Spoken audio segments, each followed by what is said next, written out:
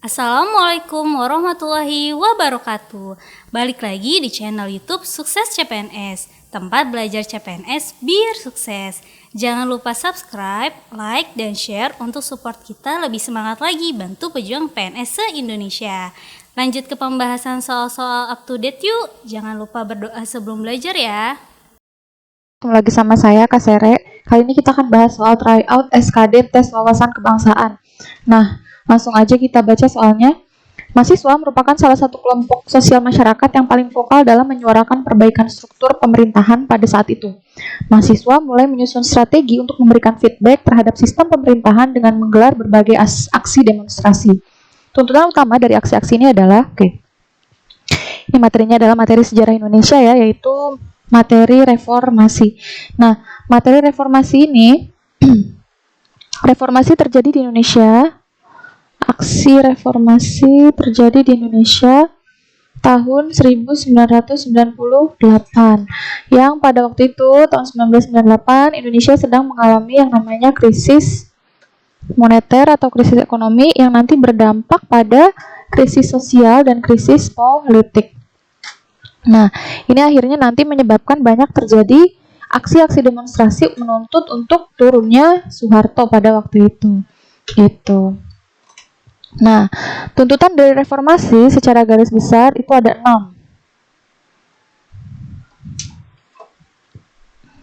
Tuntutan reformasi secara garis besar itu ada 6.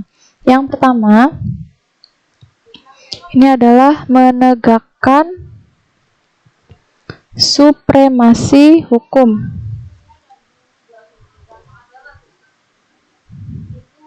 Yang kedua adalah memberantas KKN atau korupsi, kolusi, dan nepotisme yang ternyata banyak dilakukan oleh pejabat-pejabat pada masa Orde Baru. Lalu yang ketiga ini adalah mengadili Presiden Soeharto beserta kroni-kroninya. Kroni-kroni ini maksudnya orang-orang di sekitarnya ya, yang terlibat dalam proses kriminal yang dilakukan oleh Soeharto. Lalu yang keempat ini adalah melakukan amandemen Undang-Undang Dasar. Karena semasa Orde Baru selama 32 tahun Undang-Undang Dasar ini tidak pernah diamandemen. Dan ada beberapa peraturan itu yang sebenarnya sangat-sangat bisa dilakukan untuk adanya perubahan. Yang kelima ini adalah mencabut dui fungsi ABRI. Nah, kenapa mencabut dui fungsi ABRI? Karena pada waktu itu, pada masa Orde Baru, ABRI ini dia overpower. Jadi, selain untuk menjaga keamanan dan pertahanan, tugasnya juga adalah untuk di politik gitu. Yang keenam, adanya otonomi daerah. Nah, ini adalah 6 tuntutan yang diajukan oleh rakyat atau masyarakat pada waktu itu pada masa reformasi gitu. Nah, di sini yang ditanya adalah tuntutan utamanya. Nah, kalau kita lihat secara umum, sebenarnya kesimpulan dari tuntutan-tuntutan reformasi ini adalah ngomongin soal keadilan, gitu. Karena pada masa Orde Baru keadilan ini seakan-akan tidak ada, gitu. Nah, jadi jawaban yang paling tepat adalah yang D ya, keadilan yang nyata, gitu. Oke, karena sudah terbahas, sampai di sini dulu pembahasannya. Sampai jumpa di pembahasan soal-soal berikutnya. Lagi sama saya, Kak Sere.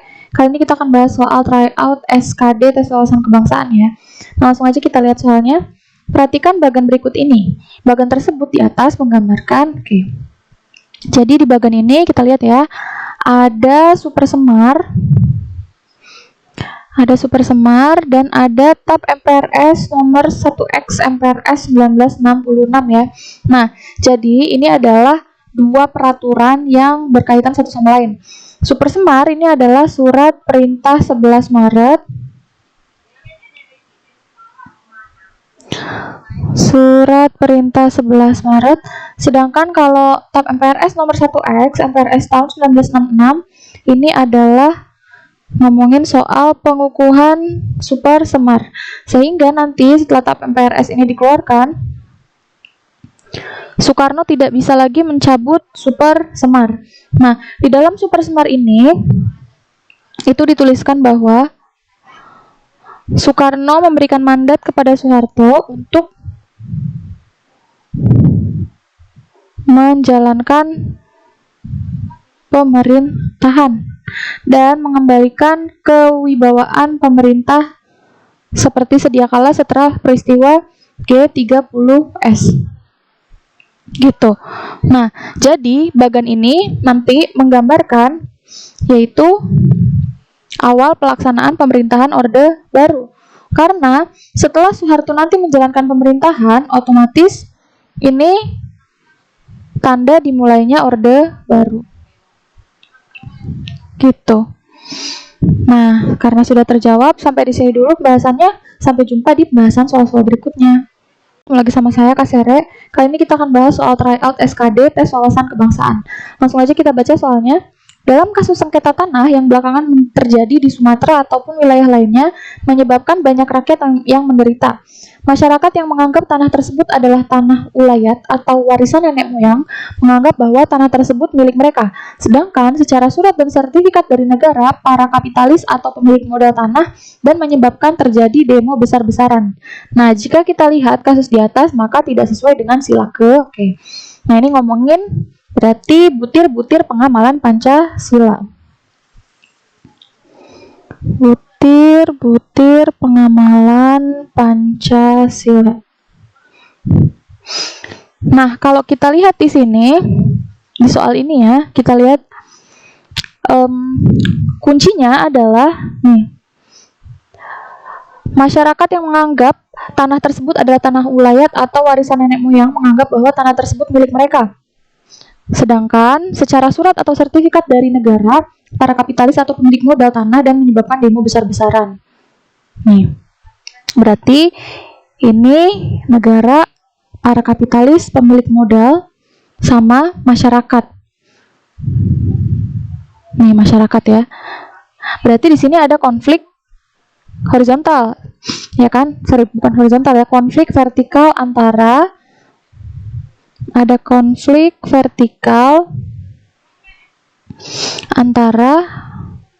masyarakat dengan negara atau pemilik modal. Nah, yang seharusnya dia milik masyarakat tapi diakui sebagai milik negara atau dia pemilik modal, gitu ya. Nah, otomatis di sini ngomongin soal gimana kepentingan umum ini dianggap di bawah kepentingan golongan. Gitu. Jadi ngomongin kepentingan umum di bawah kepentingan golongan. Yang didahulukan di sini adalah kepentingan golongan daripada kepentingan umum. Jadi ini ngomongin soal apa? Melanggar sila ke-5, yaitu ngomongin soal keadilan sosial. Karena di salah satu butir-butir pengamalan Pancasila di sila ke-5 itu kepentingan umum itu harus di atas kepentingan pribadi atau golongan. Gitu.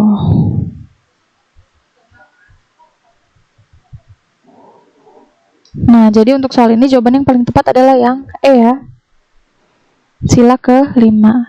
Oke, karena sudah selesai pembahasannya, sampai di sini dulu. Sampai jumpa di pembahasan soal-soal berikutnya. Kembali lagi sama saya, Kak Sere.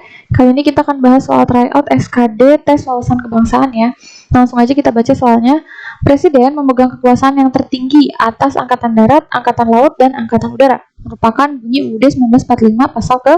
Oke, ini ngomongin soal UUD ya, berarti ya. UUD 1945. Nah, ngomongin tentang, nah ini adalah tugas-tugas dan wewenang presiden gitu. Nah, kekuasaan pemerintah atau tugas-tugas atau wewenang presiden itu ada dalam bab keberapa di undang-undang? Ada dalam bab ke-3 ya. Ada dalam bab 3 UUD 1945 tentang kekuasaan pemerintah.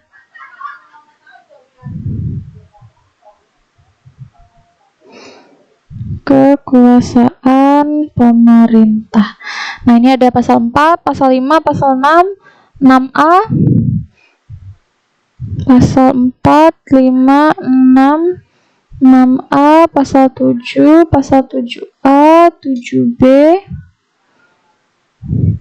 7C, pasal 8, pasal 9, pasal 10, pasal 11, pasal 12, pasal 13, pasal 14, pasal 15, dan pasal 16. Nah, ini adalah yang ngomongin soal kekuasaan pemerintah. Nah, pasal mana yang ngomongin soal presiden memegang kekuasaan tertinggi atas AD, AL, dan AU? Gitu. Nah, ini adalah pasal ke-10 gitu. Pasal 10 ini ngomongin soal kekuasaan presiden. Dia memegang kekuasaan tertinggi atas AD, AU, dan AL. Kalau pasal 11 ini ngomongin soal Presiden dan DPR ini berhak untuk menyatakan perang dan menyatakan perdamaian atau membuat perjanjian gitu. Di pasal 12 ini ngomongin soal Presiden berhak menyatakan keadaan bahaya. Di pasal 13 ini haknya untuk mengangkat duta dan konsul.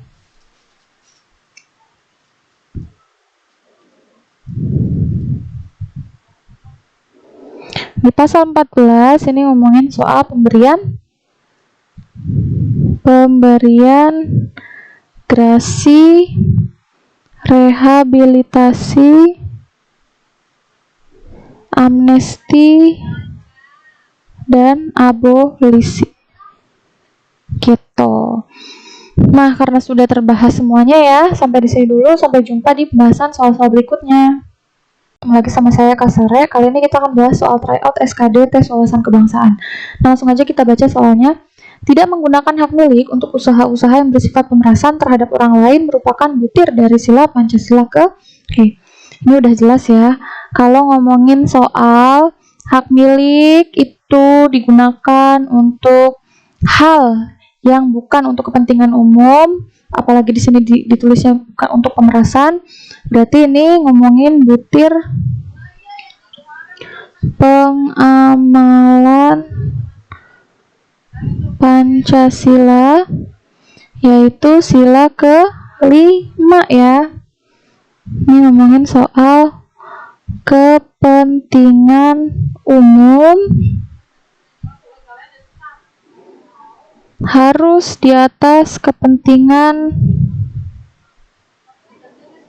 pribadi atau golongan gitu. Dan juga dia tidak menggunakan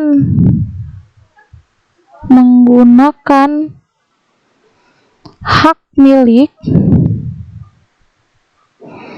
untuk usaha-usaha yang bersifat pemerasan terhadap orang lain.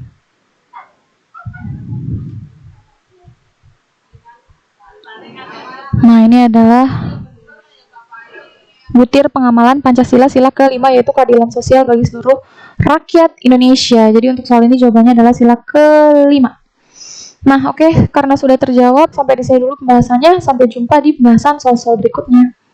Terima kasih sudah menonton full video ini. Tuliskan saran, request soal, konten, dan hal lain yang kalian inginkan di kolom komentar.